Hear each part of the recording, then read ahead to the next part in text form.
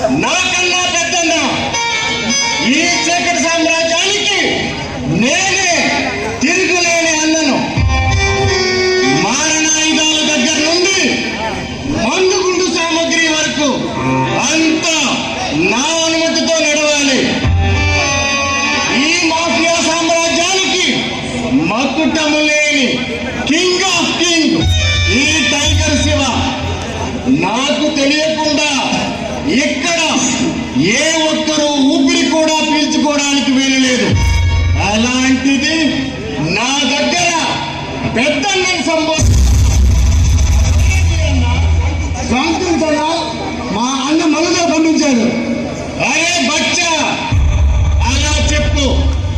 ఈ భారతదేశంలో పెద్ద పెద్ద పట్టణాల్లో బాంబులు పేలాలన్నా అల్లర్లు జరగాలన్నా ఈ టైగర్ శివ కన్సైన్ చేయండి ఏది జరగదు. ఈ టైగర్ శివ తలుచుకుంటే ఈ ప్రభుత్వాలే దిగిపోవాలి.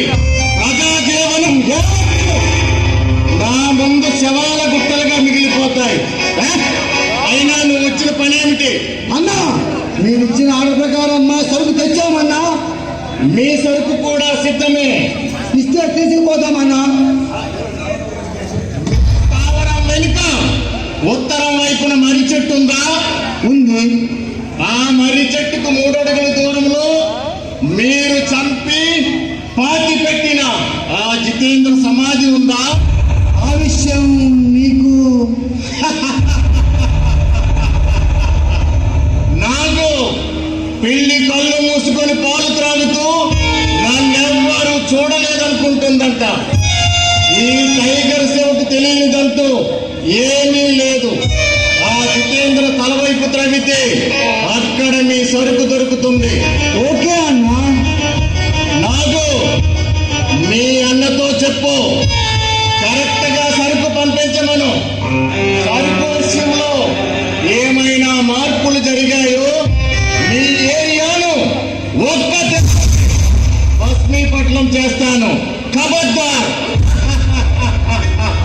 అయినా ఆ శవ విషయం నీకు నాకు ఎక్కడ పడితే అక్కడ, ఎప్పుడు పడితే అప్పుడు ఈ టైగర్ శివ అవతరించి అనుకున్న పని అనుకున్నట్లు చేయగల సమర్థుడు.